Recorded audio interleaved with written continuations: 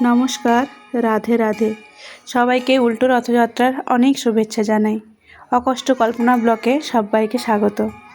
রথযাত্রা বললেই আমাদের চোখের সামনে ভেসে ওঠে পুরীর মেলা, বিশাল আকার রথ আর লাখো লাখো মানুষের আনন্দ উৎসব।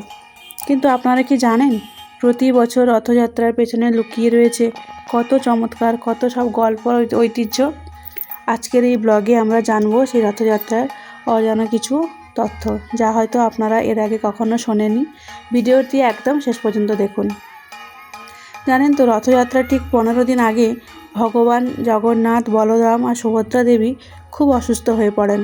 স্নান যাত্রার দিন 108 কলসি জলে স্নান করার পর তাদের নাকি জ্বর আসে। তাই 15 দিন মন্দিরের দরজা বন্ধ থাকে আর ভেষজ ওষুধ দিয়ে তাদের চিকিৎসা চলে। রথ টানা শুরুর আগে দারুণ একটা ঘটনা ঘটে। পুরীর রাজা নিজে এসে সোনার ঝাড়ু দিয়ে রথের পথ পরিষ্কার করেন। আর এর বার্তা কি জানেন? এর বার্তা হলো যে ভগবানের দরবারে রাজা প্রজা সবাই সমান। রথযাত্রায় যে 3টি রথ টানা হয় সেগুলো কিন্তু প্রতি বছর একদম নতুন করে বানানো হয়। আর সবচেয়ে অবাক করা একটি বিষয় হলো, এই বিশাল রথগুলিকে তৈরি করতে কোনো কিন্তু লোহার পেরেক ব্যবহার করা হয় না। এগুলো যে জোড়া হয় সব কাঠ দিয়েই জোড়া হয়। জগন্নাথ দেবের রথের নাম হচ্ছে নন্দীঘোষ, বলরাম দেবের রথের নাম হচ্ছে তালধ্বজ, আর দেবী সুভদ্রার রথের নাম হচ্ছে দর্পদলন। সাধারণ নিয়ম অনুযায়ী ভক্তরা ভগবানের দর্শন পেতে মন্দিরে যান, কিন্তু রথযাত্রার দিনে স্বয়ং ভগবান তার মন্দির থেকে বেরিয়ে এসে রাজপথে সাধারণ মানুষের মধ্যে ধরা দেন। জাতি, ধর্ম, বর্ণ নির্বিশেষে প্রতিটি মানুষ এদিন রথ টানার সুযোগ পান। জগন্নাথ, বলরাম, সুভদ্রা তাদের মূল মন্দির থেকে রথে চড়ে মাসির বাড়ি যান, অর্থাৎ গুন্ডিচা মন্দিরে যান। সেখানে তারা 7 দিন অবস্থান করার পর আবার মূল মন্দিরে ফিরে আসে। প্রতি বছর যেই রথটা শুরু হয় অক্ষয় তৃতীয়ার দিন। নন্দীঘোষের যে রথ আছে সেই রথের চাকার সংখ্যা হচ্ছে 16টি, আর তার উচ্চতা হচ্ছে প্রায় 45 ফুট। আর তালধ্বজ রথের চাকার সংখ্যা হচ্ছে 14টি, আর তার উচ্চতা হচ্ছে প্রায় 44 ফুট। আর দর্পদলন রথের চাকার সংখ্যা হচ্ছে 12টি, আর এর উচ্চতা প্রায় 43 ফুট। রথযাত্রার 5ম দিনে জগন্নাথ দেবের উপর রুষ্ট হয়ে দেবী লক্ষ্মী গুন্ডিচা মন্দিরে আসেন। রাগ প্রকাশ করতে তিনি জগন্নাথ দেবের রথের একদিকের কিছুটা অংশ সামান্য ভেঙে দিয়ে গোপন পথে ফিরে যান।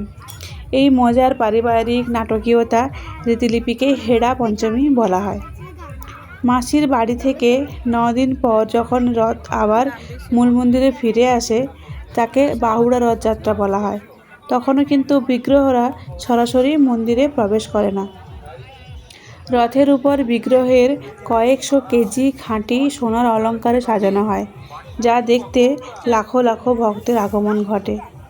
মূল মন্দিরে প্রবেশের দিন দেবী লক্ষ্মী রাগ ভাঙাতে ভগবান জগন্নাথ তার রসগোল্লার ভোগ দেন।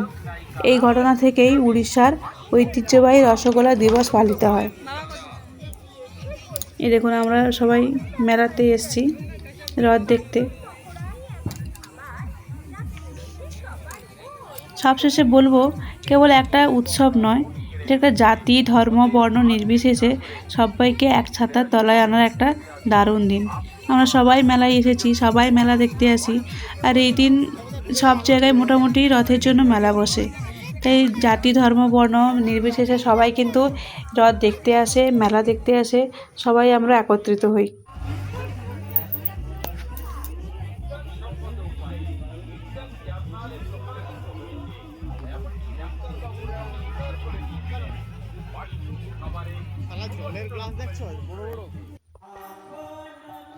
এই হচ্ছে জগন্নাথ, বলরাম আর সুভদ্রা দেবী। এটা আমাদের হলদিয়ার ক্ষুদিরাম বাজারে, এখানে গুন্ডিচা মন্দির তৈরি করা হয়েছে। আর এখানে ইস্কন থেকেই বলরাম, সুভদ্রা আর জগন্নাথ দেবকে নিয়ে আসা হয়েছে। আর মেলা থেকে আমরা অনেক কিছু কিনলাম। এইগুলো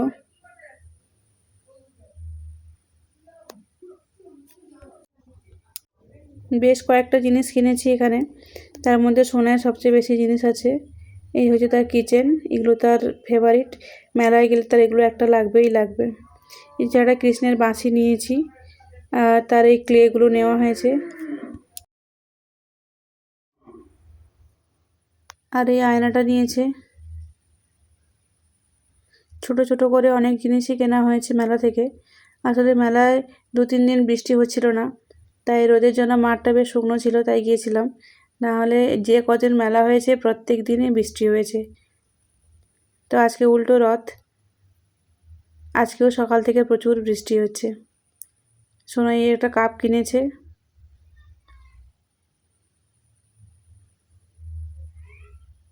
আর একটা সুন্দর জার কেনা হয়েছে। ও ভীষণ খুশি হয়েছে, কারণ ওর জিনিসগুলো বেশি কেনা হয়েছে বলে।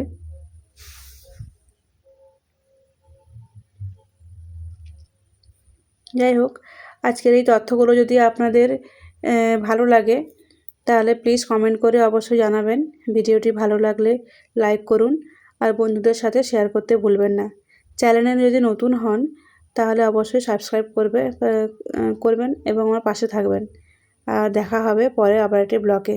নমস্কার। ততক্ষণ সবাই ভালো থাকুন, সুস্থ থাকুন।